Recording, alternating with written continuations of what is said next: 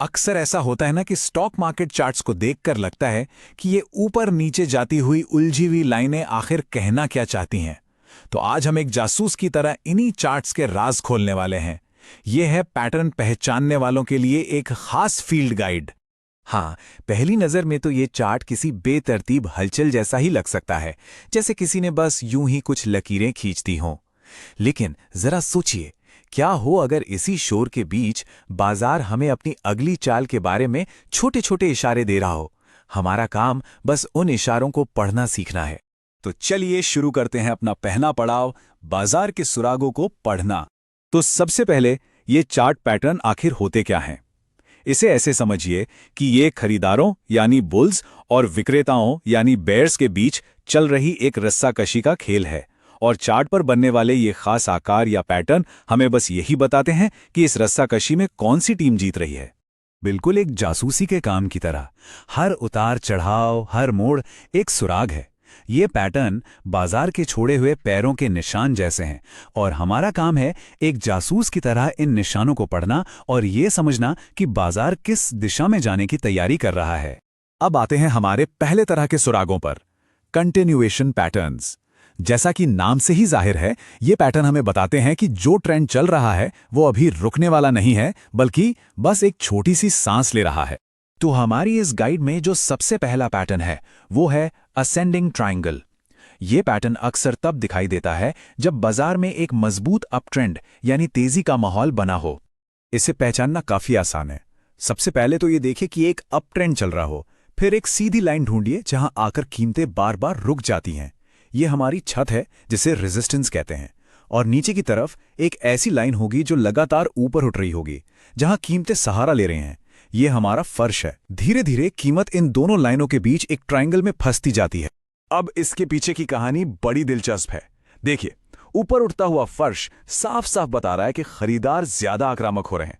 वो कीमत के नीचे आने का इंतजार नहीं कर रहे हैं, बल्कि ऊंची कीमतों पर भी खरीदने के लिए तैयार हैं। ये बिल्कुल एक स्प्रिंग की तरह है जो दबता जा रहा है और कभी भी ऊपर की तरफ एक जोरदार छलांग लगा सकता है। चलिए अब मिलते हैं अपने अगले पैटर्न से, बुलिश फ्लैग। इसके नाम से ही पता चल रहा है कि यह तेजी का संकेत देता है और सच में यह चार्ट पर एक झंडे जैसा ही दिखता है। इस पैटर्न को बाजार के लिए एक सांस लेने का पल भी कह सकते हैं। होता यह है कि कीमत में एक तेज सीधा उछाल आता है, जिसे हम फ्लैग पोल या झंडे का डंडा कहते हैं। इसके बाद बाजार थोड़ी देर सुस्ताता है और एक छोटे से चैनल में हल्का सा नीचे की ओर जाता है, जो बिल्कुल झंडे जैसा दिखता है। तो इस ठहराव को एक कमजोरी नहीं बल्कि एक अच्छी निशानी समझना चाहिए। ये ऐसा है जैसे बाजार अगली बड़ी छलांग के लिए अपनी बैटरी रिचार्ज कर रहा हो।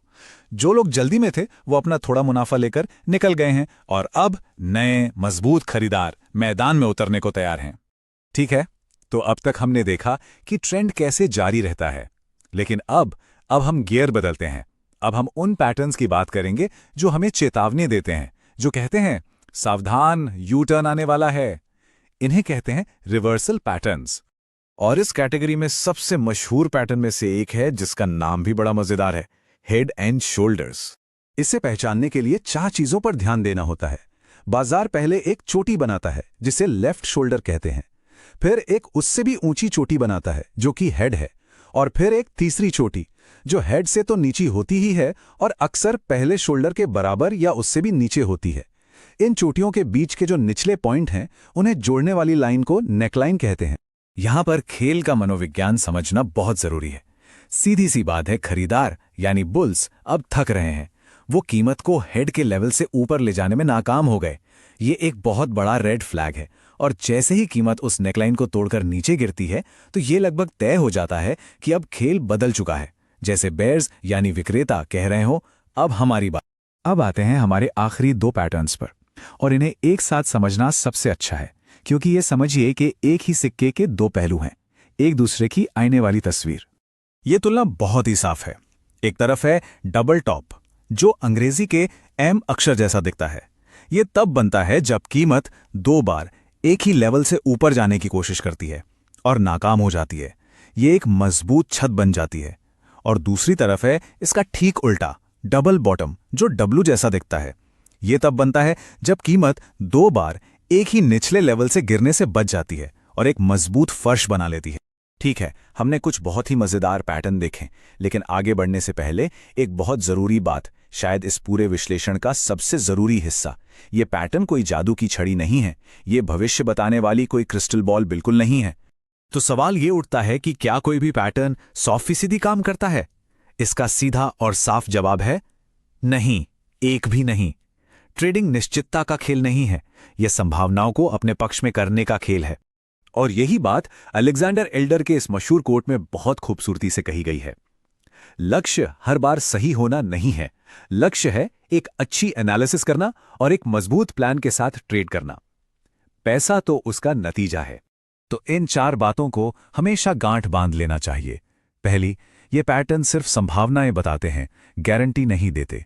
दूसरी, हमेशा दूसरे सुरागों से पुष्टि करें, जैसे कि वॉल्यूम। तीसरी, कॉन्टेक्स्ट यानी संदर्भ सबसे जरूरी है। और चौथी, ये मानकर चलना चाहिए कि हर पैटर्न काम नहीं करेगा और उसके लिए तैयार रहना चाहिए। तो असल में मिशन भविष्य बताना है ही नहीं, असली काम तो उस कहानी को पढ़ना है जो बाजार हमें आज अभी इसी पल में सुना रहा है। ये समझने की कोशिश करना है कि खरीदारों और विक्रेताओं के बीच क्या चल रहा है। तो हम इस विश्लेषण को इसी सवाल के साथ खत्म करते हैं। अब जब इन सुरागों से थोड़ी जान पहचान हो गई है, तो चार्ट्स को एक नई नजर से देखने का समय है। सवाल ये है कि आज बाजार कौन सी कहानी सुनाने की कोशिश कर रहा है।